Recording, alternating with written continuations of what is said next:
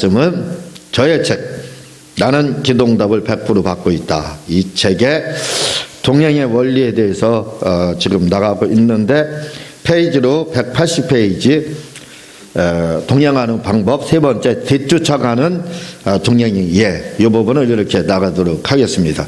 이 부분을 날아가기 전에 오늘 나가게 되면 시간이 되면 이 부분을 나가고 여러분들에게 좀 몇 가지 설명드린 후에 이 부분을 나가도록 그렇게 하겠습니다. 성경에 보면 예수님이 설교하신 부분 또 사역하신 부분들 이런 부분들이 많이 나타나고 있는데 특별히 예수님이 이렇게 설교하실 때에는 어떤 방법으로 설교하셨느냐면 관용어로 설교를 이렇게 하셨습니다. 예수님의 한마디로 설교 테크닉 이렇게 이제 보면 되는데 관용어로 하셨다는 말은 무슨 말이냐면 파라볼레로 이렇게 하셨는데 이 파라볼레라는 말이 좀 어렵죠. 파라볼레라는 말을 구약으로 이야기하면 마샬이라는 말이 무슨 뜻이냐면 잠언이라는 뜻입니다. 그럼 잠언이라는 뜻이 뭐냐? 잠언이라는 것은 격언 그런 뜻이 들어있고 우리말로 쉽게 하면 속담이라는 뜻을 가지고 있어요. 그러니까 쉽게 말해서 잠언이 뭐냐? 속담 그런 뜻입니다. 마샬이. 그런데 이 마샬을 헬라어로 파라볼레 이렇게 이야기하는 겁니다. 그러니까 예수님이 설교하실 때 많이 사용하신 것 중에 하나가 뭐냐면 파라볼레가 굉장히 많이 나와요. 예수님이 든 예 이런 것들이 거의 다 뭐냐면 파라볼레예요.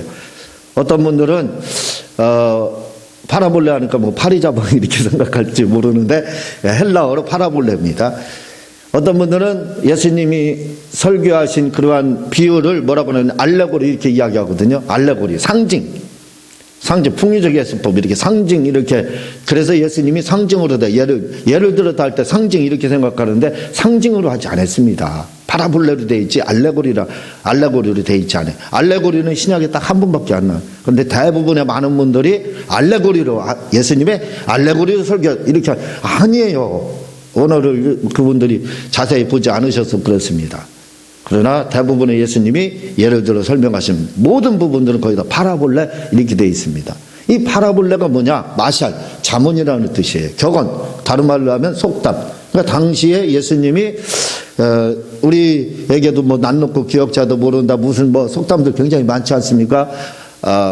발 없는 말이 천리를 간다 이런 말들 이게 다 격언인자라는 속담이요. 바로 그걸 가리켜서 마샬, 잠언이라고 이렇게 하고 헬라어로는 파라볼레 이렇게 합니다. 예수님이 당시에 그런 당시에 있던 속담들을 많이 인용을 하셔가지고 설교를 하신 것이 우리 성경에 많이 나옵니다. 그게 이제 파라볼레로 이렇게 예를 들어서 설명하신 부분들이 많이 나오고 있는데 이제 그 중에 몇 가지를 이렇게 이 말씀을 드리면 마태복음 17장 20절 이르시되 너희 믿음이 작은 까닭이라 진실로 너희에게 이르노니 만일 너희에게 믿음이 겨자씨 하나만큼만 있어도 이 산을 명하여 여기서 절기로 옮기라 하면 옮겨질 것이요 또 너희가 못할 것이 없으리라. 이렇게 또 누가복음 17장 6절에 주께서 이르시되 너에게 겨자씨 하나일 만한 믿음이 있더라면 이 뽕나무 돌의 뿌리가 뽑혀 바다에 심기를 하였을 것이요 그것이 너에게 순종하였어요. 이렇게 바다에다 뭔가 던진다는 뜻이죠. 뭔가 던진다. 이런 것들도 당시에 파라볼레입니다. 무슨 말이냐면 당시에 불가능한 일을 해냈을 때 이런 뽕나무를 들어서 바다에 던졌다. 이런 이제 의문으로 사용했던 그러한 파라볼레 격언 중에 하나였습니다. 그러니까 이렇게 주님께서는 파라볼레로다 이렇게 말씀을 그걸 관용어로 하거든요. 그렇게 설교를 하셨고 또 한 가지는 예수님이 이제 변증법으로 설교를 많이 하셨습니다. 그래서 변증법으로 설교를 많이 하셨는데 마태복음 5장 21절에 옛사람에게 말한 바 살인치 말라 누구든지 살인하면 심판을 받게 되리라 하였다는 것을 너희가 들었으나 22절 나는 너에게 이르노니 형제에게 도하는 자마다 심판을 받게 되고 형제를 대하여 나가라 하는 자는 공에서 잡히게 되고 미련한 놈이라 하는 자는 지옥불에 들어가게 돼. 형제에서 도하고 이렇게 하는 사람 미련한 놈 이것도 살인과 같은 것이다. 이렇게 지금 말씀을 하고 있다 이거죠. 이게 뭐냐면 예전에는 사람을 죽이는 것이, 그 구약에서는 사람을 죽이는 것이 살인이라고 했는데 그게 아니라 이거죠. 인격모독, 말하자면 지금으로 하면요, 인신공격 이런 거에 해당하겠죠. 이런 거 하는 것도, 그것도 역시 살인과 같은 죄다, 이렇게 이야기를 하고 있습니다. 그러니까 이런 것들이 뭐냐면 변증법이라고 하는데, 변증법 정반합이라고 해서 원래 내려오던 거, 그거에 대한 반대로 다 이렇게 이야기를 하고 있잖아요. 그 기본 요소가 정반합인데 정에 대한 반대. 살인 이렇게 이야기했을 때 사람 죽이는 거 했는데 예수님은 그게 아니다. 욕하는 것도, 인격모독도 이런 것도 살인에 해당하다. 그것도 하지 마라. 이렇게 말씀하고 있잖아요. 하부르다요. 하지 마라.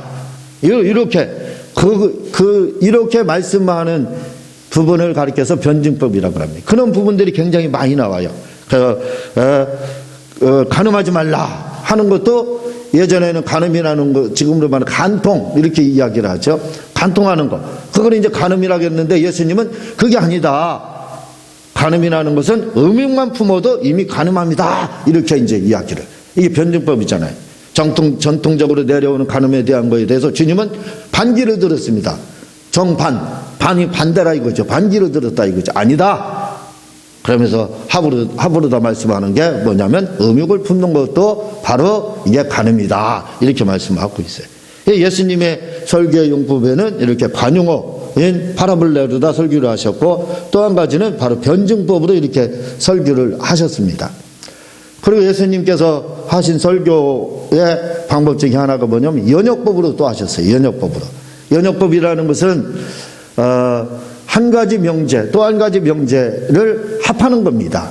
한 가지 명제에 또 다른 명제를 합하는 거예요. 이건 어디에다 사용하느냐면, 우리가 사랑을 보여달라 할 때 사랑 어떻게 보여줘요? 그렇죠. 보여줄 수 없는 거잖아요. 그러니까 바람을 보여달라 못 보여줘요. 자, 바꿔서 성령을 보여달라 하면 어떻게 보여줘요? 능력은 보여줄 수 있어요. 나타나니까. 하나님을 보여줘라 못 보여줘요. 그죠? 하나님은 영이시라 이렇게 돼. 우리가 볼 수 있는 분은 예수님밖에 없습니다. 이렇게 볼 수 없지만 실제로 존재하는 거. 공기 보여줘라. 이 산소요? 보여줘라. 어떻게 봐요? 안 보이잖아요. 여러분들 보입니까? 안 보이잖아요. 이런 안 보이는 거를 증명하는 할 때 사용하는 방법이 뭐냐면 바로 연역법입니다. 연역법. 연역법적 증명으로 나가는 거예요. 그래서 예수님은 요한복음 3장에 보면은 성령에 대해서 니고데모와 막 이야기를 나누면서 물과 성령으로 거듭나지 않으면 하나님 나라 들어갈 수도 없고 볼 수도 없다 이렇게 막 말씀하실 때, 그게 무슨 말씀입니까? 어머니 뱃속에 다시 들어가야 됩니까? 이제 니고데모 그렇게 이야기할 때 주님이 예를 들어 설명하는 것이 요한복음 3장 7절에 보면, 내가 내게 거듭나야 하겠다는 말 놀랍게 여기지 말라.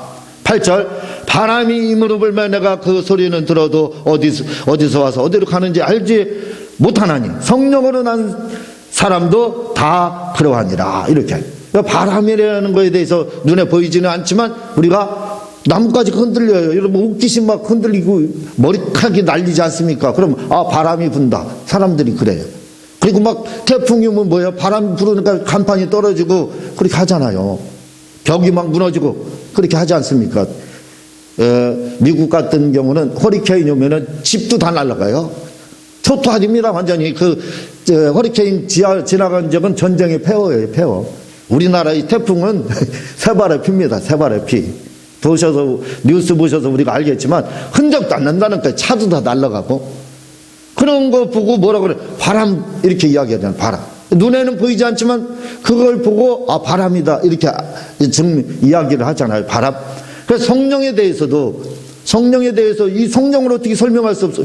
그게 도대체 무슨 말입니까? 물과 성령으로 성령으로 그게 무슨 말입니까? 니고데모의 반문에 주님이 바람을 가지고, 성령에 대한, 성령과 바람은 같은 포온의 바람 똑같다 이거죠. 성령의 하시는 일과 바람의 역할이 똑같다 이거죠. 그러니까 뭐예요? 바람을 가지고 성령을 설명을 하는 겁니다.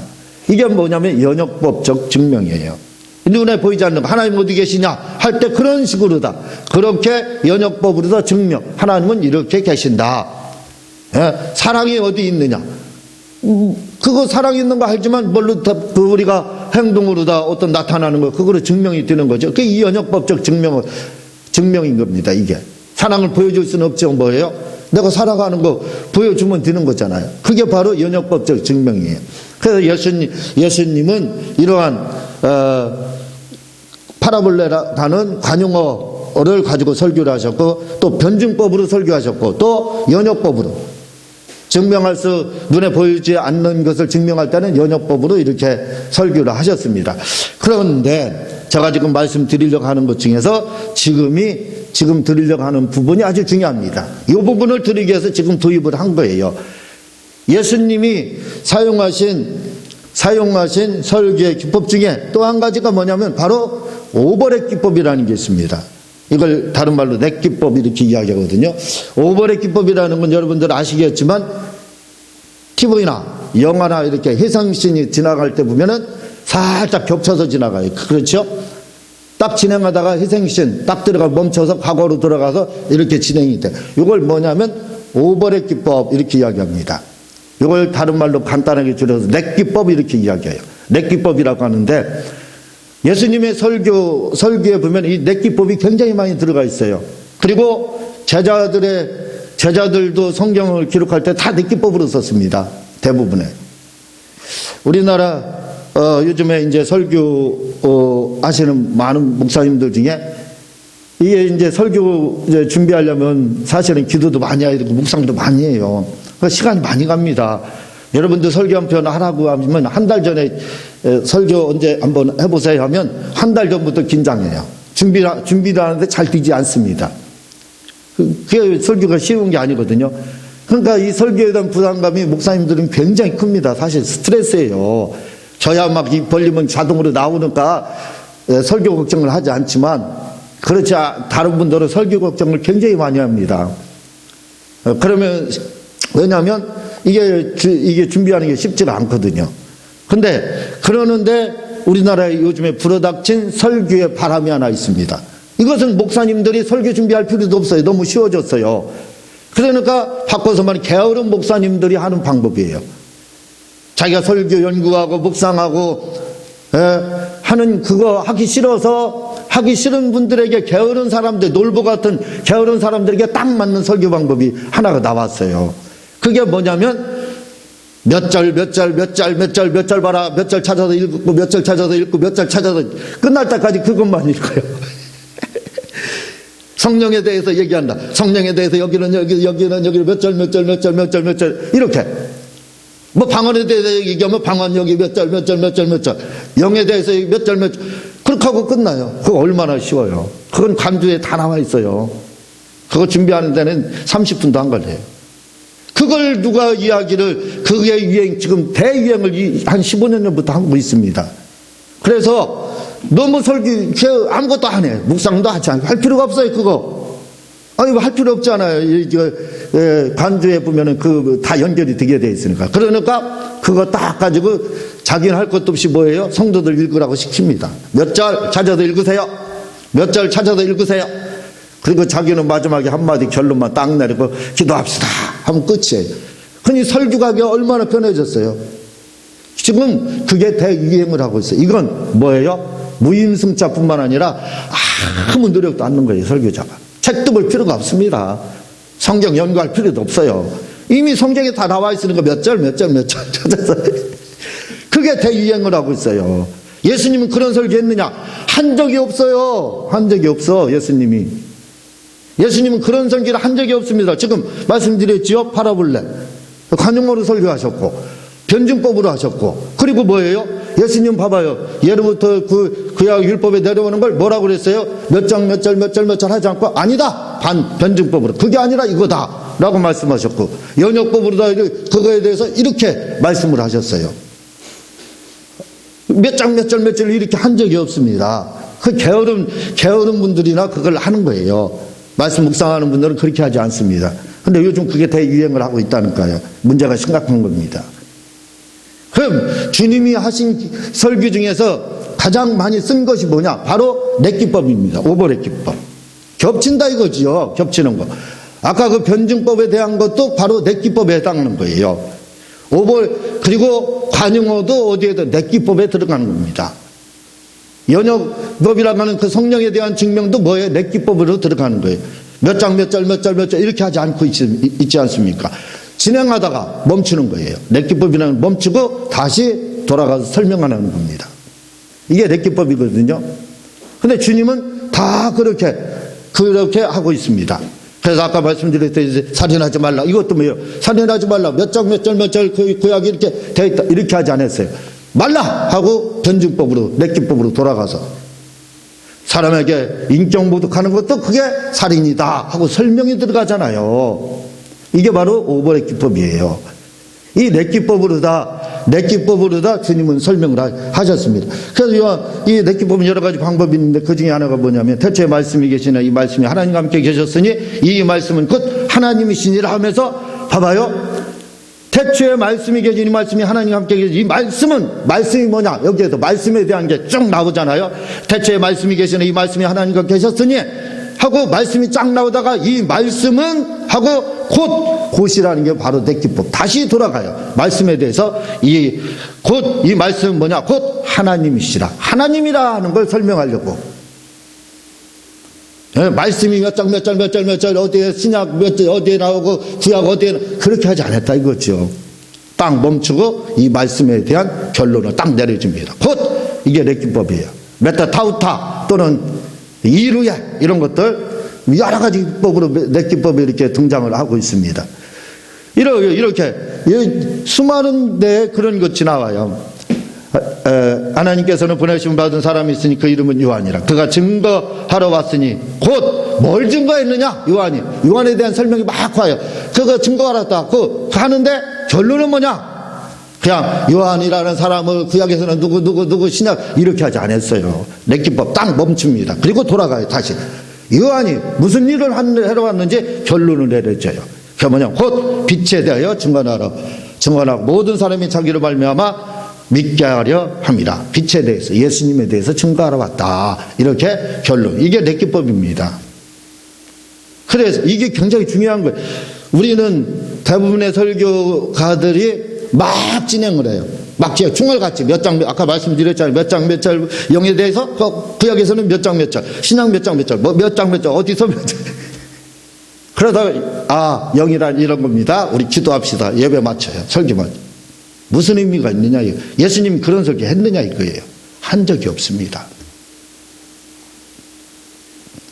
예수님은 례기법으로 다 설교를 하셨다 이거죠. 진행하다 멈췄어요. 다시 설명해 자세히 풀이해서 제가 하는 설교가 그렇게 하고 있잖아요.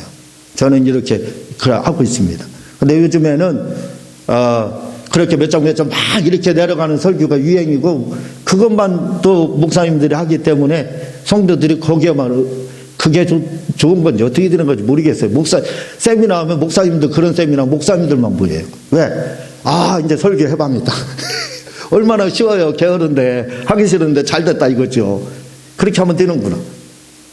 과연 성도는 은혜 받느냐 이거예요. 그걸 생각을 해야 된다 이거죠. 예수님이 그런 설교 했느냐? 한 적이 없다 이거죠. 례기법을 했다는 겁니다. 지나가다 멈춰서 다시 그 부분을 자세히 설명해 줬다 이거죠. 제가 왜 이 례기법에 대해서 이야기를 하느냐면 우리가 성령의 불을 받고 치료를 받고 문제를 해결받는 데 있어서 한 잔 먹고요. 우리가 중요한 게 이겁니다. 여러분들 설교가가 아니니까 그냥 제가 지금 도입부로 다 설명한 거예요. 핵심은 여기다 이거죠. 우리가 어떻게 제가 가끔 말씀드리죠. 고넬료의 가정이 어떻게 해서 은혜를 받았을까 했을 때 고넬료의 가정에 대한 이야기를 제가 여러 번 했었습니다. 그들은 말씀을 들을 때 그냥 들은 게 아니다. 뭔가 생각을 하면서 들었다. 이렇게 했어요. 그 생각하며 들으는 것을 다른 말로 하면 례기법이라고 하는 겁니다. 그러니까 여러분들이 설교를 듣는 과정에서 설교를 몇 장 막 이렇게 하면 정신이 혼미해요. 그렇죠? 뭐 들었는지도 모릅니다. 이렇게 계속 나가면 끝났나 보다. 그래서 나가면 교회 문지방 넣으면 제목도 뭐 잃어버리고 하나 남는 것도 없어요. 대부분 그렇거든요. 왜? 몇 장 몇 절 아까 설교를 쉽게 하는 거죠. 몇 장 몇 절 이렇게 했으니까 남는 거 하나도 없어요. 마찬가지입니다. 설교를 들을 때 여러분들이 그냥 막 끝까지 다 이렇게 들으면 남는 게 하나도 없어요.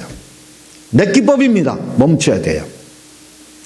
내가 들을 때, 설교를 들을 때 어느 부분에 대해서 하나 딱 한 단어, 한 요절, 한 문장, 작은 단문, 그것이 딱 걸리면 거기서 멈춰야 돼요. 설교는 계속 진행되고 있습니다. 그런데 본인은 뭐예요? 거기서 멈춰서 나의 삶을 뒤돌아보는 거예요. 나는 이렇게 살고 있나? 내가 또 어떤 회개에 대한 부분, 다른 부분이 나오면 거기에서 딱 멈춰야 돼. 멈춰서 뭐 해야 되냐면 나의 삶을 뒤돌아봐야 되는 거예요. 이게 내 기법입니다. 내 기법이 아니면 회개도 할 수 없고 은혜도 받을 수 없고 성령의 불도 받을 수 없어요. 그러니까 설교자들에게만 내 기법이 필요한 게 아니에요. 누구? 성도들, 말씀을 듣는 성도들도 내 기법으로 사용해야 돼요. 내 기법으로 받아야 돼요. 그래야 고넬료의 가정은 베드로가 설교할 때 다 성령 받았어요. 왜? 내 기법으로 들었거든요. 그냥 설교를 쫙 처음 30분 결론 딱 끝날 때 끝났다 그렇게 하지 않았습니다. 내 기법 진행하다 자기에게 거슬리는 거 멈췄어요. 그리고 자기의 삶을 뒤돌아봤습니다. 그리고 잘못된 것에 대한 반성도 하고 회개도 했습니다. 성찰도 하고. 요렇게 뭔가 설교가 진행되는데 그에 걸리는 거 하나, 요절, 단어, 뭔가 하나 있으면 멈춰야 돼요. 더 이상 설교 들을 필요도 없습니다. 그리고 거기서 멈춰서 기도가 들어가야 돼요. 회개가 들어가야 됩니다. 나는 왜 그렇게 살지 못했을까? 이번에 제가 네팔에 갔다 왔잖아요. 네팔에서 어느 인도 국경 지역에 있는 다락방 같이 방이에요. 거기에 50명이 모인대. 제가 보기에는 한 10평이나 10평이 아니라 2평짜리니까 4평밖에 안 돼. 근데 막 50명 모인대. 거기에 너무 많이 몰려오는데 들어갈 자리가 없어서 예배를 못 드리고 그냥 가요. 그 정도입니다. 교회가 집에 방 하나 이렇게 요거만한 방에다가 그 설교 이런 단상 하나 있고 강대상 하나 있고 하는데 너무 많이 모이니까 들어오지는 못해서 예배 못 드리고 그냥 갈 정도거든요. 근데 거기서 우리가 이제 우리가 선교로 오는가 네팔의 목사님들 우리 미팅하자 만나자 해가지고 만났습니다. 만나서 이제 이야기를 하고 찬양하고 막 그러는데 거기에 집사님이죠. 그 집사님도 참여를 했나 아마 지도자 되겠죠. 딸하고 아들이 참 그랬어요. 딸은 한 10살 정도, 11살? 이렇게 될 것 같아요. 그리고 아들은 한 9살, 10살? 모르겠어요. 그 정도 아마 되지 않을까 하는데, 찬양을 하는데요. 제가 막 찬양을 하면서, 주로 네팔말 하니까 무슨 말 하는지도 모르죠. 가만히 그냥 들었습니다. 들으면서 그 딸 아이, 초라 이렇게 얘기해요. 딸 아들을 초린 이렇게 네팔어로 그러는데 걔들을 얼굴을 봤어요. 그랬더니 그 딸 아이가 찬양을 하는데 이건 그냥 하는 게 아닙니다. 이게 그냥 건성으로 하는 게 아니라 막 감정이 이입돼가지고 얼마나 찬양을 하는지 걔들 보고 내가 은혜를 받았어요. 그리고 아들 그 9살인가 10살 된 애가 타악기입니다. 우리나라는 없어요. 드럼은 아닌데 드럼같이 손으로 치면 가준이라고 그래요. 그걸 가준이라고 하는데 제가 그거 사오려고 했었어요. 막 은혜가 얼마나 그 조그만 애가 그걸 치는 거예요. 드럼처럼. 걔들 둘만 이렇게 쳐다봤어요. 그러면서요 얼마나 걔들 보고 찬양은 제가 못 알아들으니까 은혜를 받을 수가 없어요. 찬양 진행되는데 걔들만 본 거예요. 눈을 감고 걔들을 보면서 눈 떴다. 걔들을 보면서 제가 무슨 생각을 했는지 아세요?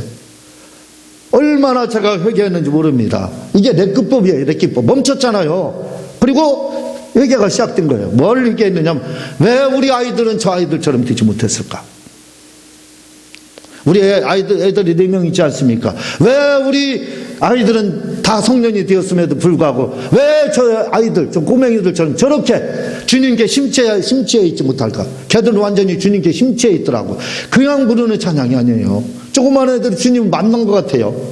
주님께 심취해 있는 거예요. 주님께 심취해가지고 찬양을 하는데 제가 웬만한 아이들 찬양하는 거 보고 은혜를 그렇게 받았겠어요? 못 받죠. 근데 걔들은 달랐습니다. 그 딸아들이 하나는 가진이라는 악기 두드리는데 특히 그 가진이라는 악기를 두드리는 아이가 완전히 눈을 감고 막 심취해서 하더라니까요. 세상에. 그래서 제가 우리 아이들은 다 성년이 됐는데 왜 우리 아이들은 저렇게 영성이 없을까? 왜 우리 아이들은 예수님 옆에 저렇게 빠져있지 못할까? 그러면서 내가 잘못했구나. 내가 우리 아이들 지도를 잘못했구나 하고 얼마나 회개했는지 그랬더니 막 성령께서 얼마나 막 임하는지 충만함이 이틀이 가가지고요. 이틀 성령 충만해서 잠도 안 오고 날로 다녔어요. 날로 다녀서. 봐봐요. 성령을 받는데. 제가 군에서 병에서 치료받을 때도 역시 똑같이 그런 일이 있었다 그랬죠. 설교를 할 때 더 이상 딱 멈췄습니다. 주님의 십자가 보여! 딱 이야기하는데 예수님의 십자가 그 이야기를 하는데 거기서 딱 멈췄어요. 그러면서 주님이 나를 위해서 십자가에 못 박혀서 그 고난 고통 당하시고 죽으시고 하는 그걸 그거 생각하니까 눈물 콧물이 팍 흘리더라고. 그러면서 제가 그때 감기 몸살에 걸렸다고 했죠. 그 자리에서 그 즉시에서 감기 몸살을 놨었다고 여러 번 말씀을 드렸지 않습니까?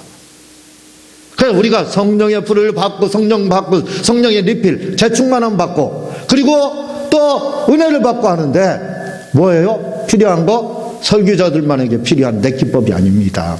오베레 기법인 내 기법이 설교자들만 필요한 게 아니에요. 성도들도 은혜를 받게 고넬료도 그렇게 해서 내 기법을 통해서 은혜를 받았어요. 저도 내 기법을 통해서. 그래서 여러분들이 내 기법을 통해서 내 기법으로 다 설교를 듣지 않는 이상 설교의 은혜를 받을 수가 없습니다. 성령을 받을 수 없고 성령의 재충만이 성령의 리필을 받을 수가 없어요. 예? 그뿐만 아니라 은혜를 받아서 병에서도 치료를 받지를 못합니다. 그냥 지는 몇 장 끝났네? 그렇게 되는 거랑 똑같아요. 설교자들이 그렇게 하면 성도들이 그렇게 듣다 끝났네? 그렇게 집에 가자 이렇게 되는 거예요. 역시 제가 아무리 설교를 잘한다 할지라도 여러분들이 내 기법으로 듣지 않으면 몇 장 끝났네 집에 가야지 이렇게 되는 거예요. 그러나 여러분들이 제 설교를 다 들을 필요 없습니다. 뭔가 진행되는 과정에서 단어 하나 요절 하나 단문 하나 뭔가 내 기법으로 딱 붙잡히는 거 부딪히는 거 딱 내 기법이 있으면 거기서 멈춰야 돼요. 멈추고 돌아가세요. 과거로 돌아가서 내가 어떻게 살았는지 그리고 미래를 내가 어떻게 주님을 위해서 하고 있는지 이런 거에 대해서 주님의 보혈이 나오면 주님의 보혈의 십자가에 거기서 멈춰서 주님의 십자가에서 흘리신 그 보혈의 생각하세요. 그래야 은혜가 여러분들에게 있는 겁니다. 그래서 저는 이렇게 감히 말씀드린 거예요. 내 기법이 아니면 은혜를 절대로 받을 수 없다. 성령도 내 기법이 아니면 받을 수 없고 치료도 내 기법이 아니면 받을 수 없다는 겁니다. 그래서 여러분들이 꼭 이 내 기법 하나 잘 기억하세요. 그래서 이렇게 받는 거구나 하는 걸 알고 내 기법을 많이 사용해서 많은 은혜를 받으시기를 주님의 이름으로 부탁을 드립니다. 이 시간 우리 기도 3번 하고 통성으로 기도하는 시간